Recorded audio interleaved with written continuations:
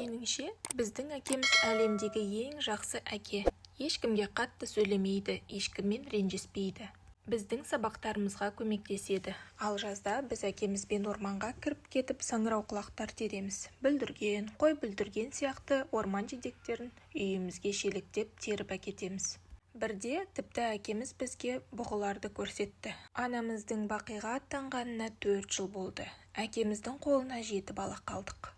Балаларды балалар үйіне өткіз де үйлен. Ғизат, өзіңді бекер қинама, саған әлі талай жыл өмір сүру керек деп оған көп адамдар ақыл айтты. Сен жалғыз өзің балаларды өсіріп жеткізе алмайсың, оларды балалар үйіне жібер, деп барлығы әкемді үгіттеуге тырысты. Әкеміз болса оларды тыңдағысы да келмеді. Жауап біреу болды. Мен тірі тұрғанда балаларымның бір тал шашы да түспейді. Біз оларды дүниеге әкелгенде балалар үйінде өссін деген жоқпыз. Осылайша әкемізбен өмір сүріп жатырмыз. Бірақ кейінгі кезде ол жиі ауыра бастады. Әрине, сырт көзге білдірмеуге тырысты. Бірақ болып жатқан нәрсені жасыра алмайсың. Қолдары менікі сияқты кіп-кішкене болып қалды. Қақпадан сыртқа шықпай қалғанына 1 жылдай болды. Оған не болып жатқаны бізге белгісіз. Анамыздың өлімінен кейін көп түндер бойы ұйықтамады. Терезенің алдында қозғалыссыз ұзақ тұрды. Біреуді күтіп тұрғандай бір күні түнде мен ыстықтап оянып едім, әкемнің анамның суретін құшақтаған қалпы отырғанын байқап қалдым. Ол кезде оның не ойлап отырғаны маған беймәлім болатын. Менің 2 үлкен ағам мен әпкем қазір қалада оқиды. Училищеде білім алып жатыр. Ендігі 2 әпкем Алсу мен Әлия, мен, қарындасым Зүлфира әкемізбен тұрамыз, мектепке барамыз. Кейінгі кезде әкем тіпті тамақ дайындауға да әлі келмей қалды. Сондықтан да 5-ші сыныптағы Әлияға көже қайнатып, нан илеп, оны пісіруді үйренуге тура келді. Оның пісірген күлшелері кішкене, ал біз болсақ анамыз пісіретіндей үлкенін сұраймыз. Үлкен болайын, сол кезде үлкенін пісіретін боламын, жарайды ма? Ал қазірше маған соншама нан илеп пісіру өте қиын болып тұр, деп әпкеміз ақталатын. Көктемнің шуақты күндерінің бірі еді. Қар баяғыда еріп кеткен. Алғашқы гүлдер шыға бастады. Көшеде қандай керемет, әкеміз ғана үйден шыға алмайды. Ол күні бойы төсек тартып жатады. Балам, маған келші, деп мені өзіне шақырды. Иә, әке. Міне, жатып, өткенді есіме алып жатырмын. Неге екенін білмеймін, ойым мені жас кезіме қарай ала қашады.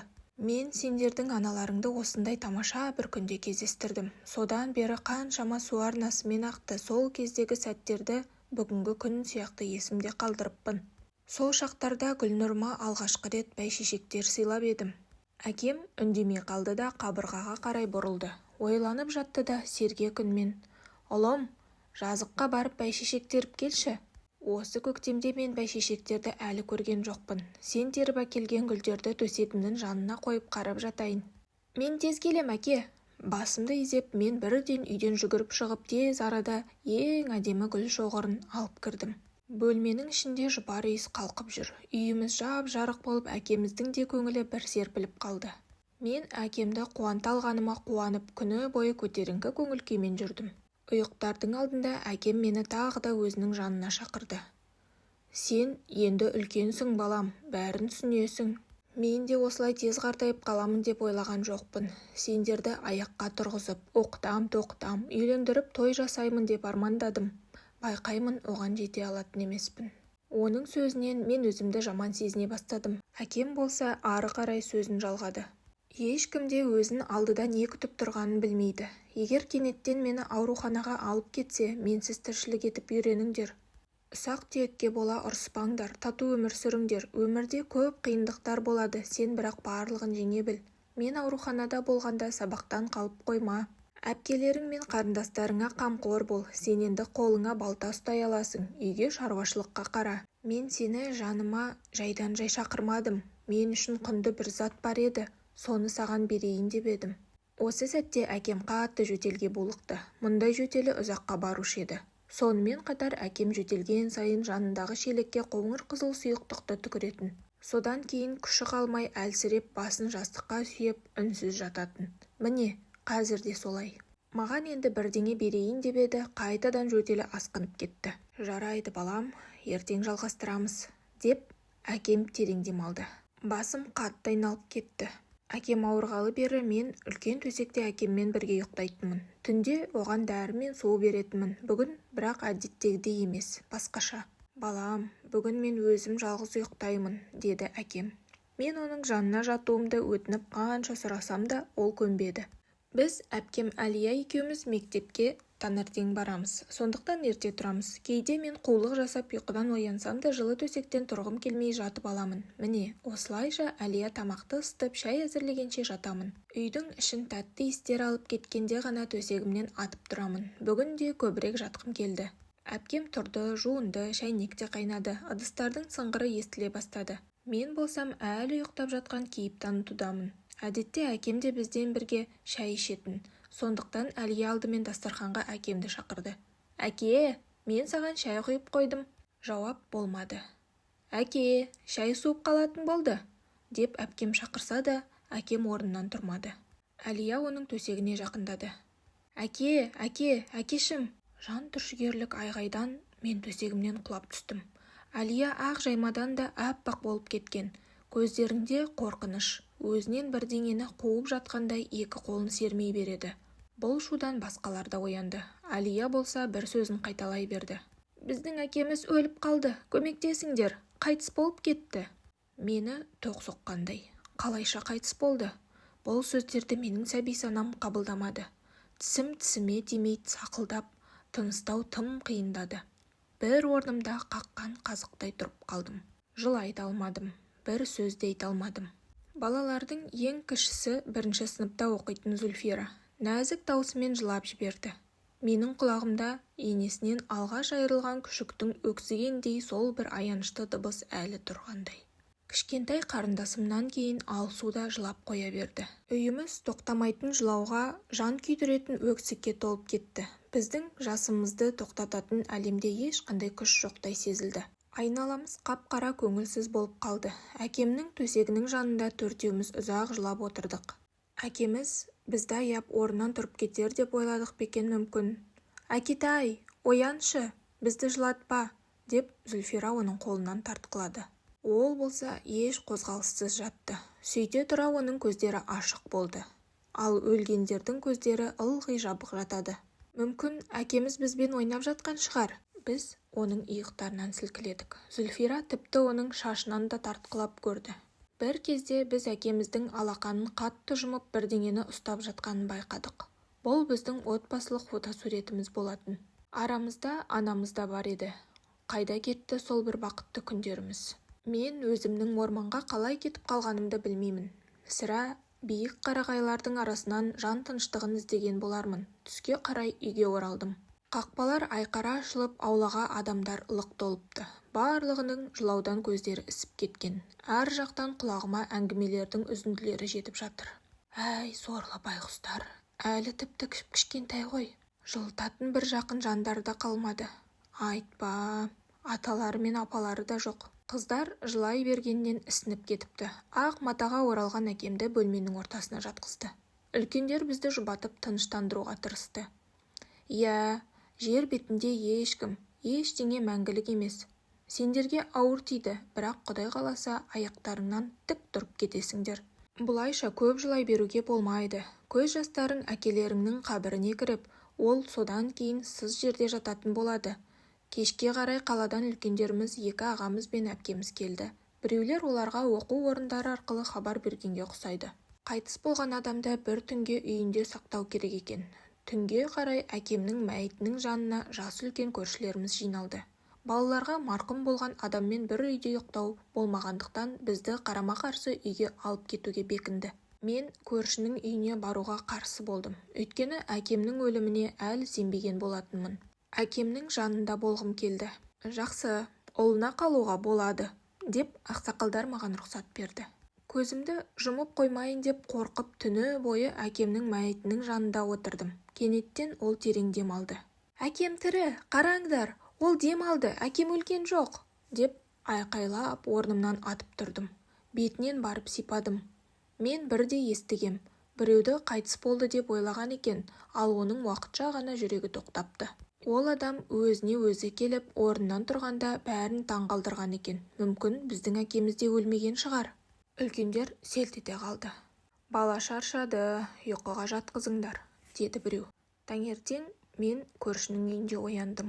Деревняда барлығы әкемді ағай дейтін, әдетте өзінен үлкен ер адамды солай айтады. Ауылдың ақсақалдары да оны Костым демей ағай дейтін. Оған себеп те бар еді. Әкемнің техникадан хабары бар еді. Бір күннің ішінде тракторды бір бөлшегіне дейін қалдырмай шашып тастап келесі күні қайта жинап алатын. Өзіне өтініш білдірген адамнан ешқашан аянып көрмеген еді. Техниканың ақауын қозғалтқыштың дауысынан ақ білетін. Апталап тұрып қалған тракторды бір-ақ күнде қалыпқа келтіріп жөндеп, тракторшыны қатты қуантушы еді ғой. Бірде әкемді колхоздың бас механигі етіп тағайындады. Жұмысына ақ жейде киіп шыққан екен. Қараса, жас механизатор өзінің тракторын жөндеп жатса керек. Әкем оған керекті бөлшекті қалай дұрыс шешіп, қайта ауыстырып бекітуді көрсетіпті. Түстен кейін әлгі адамға келіп білсе, ол әлі аяқтамапты. Әкем шыдап тұра алмай өзі кірісіп кетіп жөндеп тастапты. Жұмыстан барлық жері қарамай болып келген екен. Ертеңінде колхоздың төрағасына барып, маған тракторымды қайтарып беріңіздерші, басқаларға үйреткенше маған өзім жұмыс істегенім артық, депті. Міне, осындай қарапайымдылығы мен елгезектігі үшін ауылдастар оны ағай дейтін. Әкемізді үйден шығарды. Көше толы әкемді ақырғы сапарға жөнелтілушілер болды. Тек сол кезде ғана әкемнің үйге қайта оралмайтыны миыма жеткендей болды. Біз енді оның үнін ести алмаймыз. Ұйқыдан тұратын кез келді, балам, деп мені енді ешкім оятпайды. Сыныптастарымның арасында әке берген жаңа киімдермен де мақтана алмаймын енді. Кім бізді енді орманға жидек теруге апарады? Мәйітте сыртқа алып шыға бастағанда Зүлфира нәзік үнімен: «Әкемді әкетпеңдерші, оны үйде қалдырыңдаршы», деп шырылдап жылады. Әлия да жасын іркіп тұра алмай: «Менің өмір сүргім келмейді, әкесіз қалай енді күн көреміз», деді. «Ол бізді тастап кетпеймін, сендер үлкен болып өскендеріңше жүре тұрамын деп еді ғой», деп Алсу да жылады.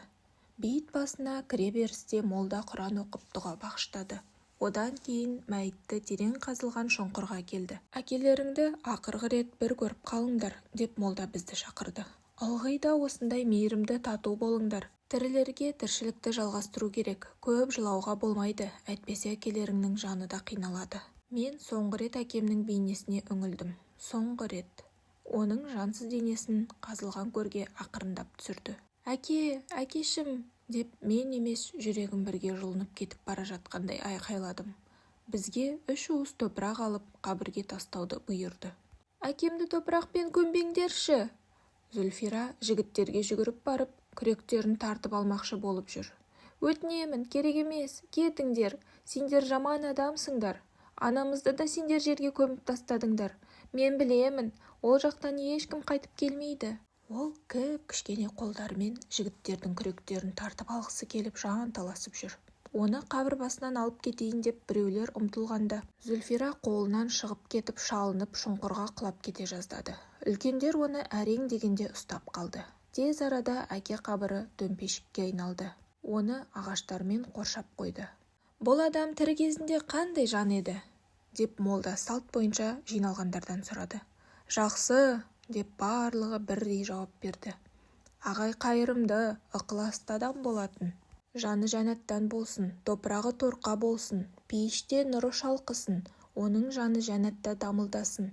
Енді, қадірлі қауым, үйлеріңізге қайтыңыздар, бейіт басында көп тұруға болмайды», деп молда сөзін қорытындылады.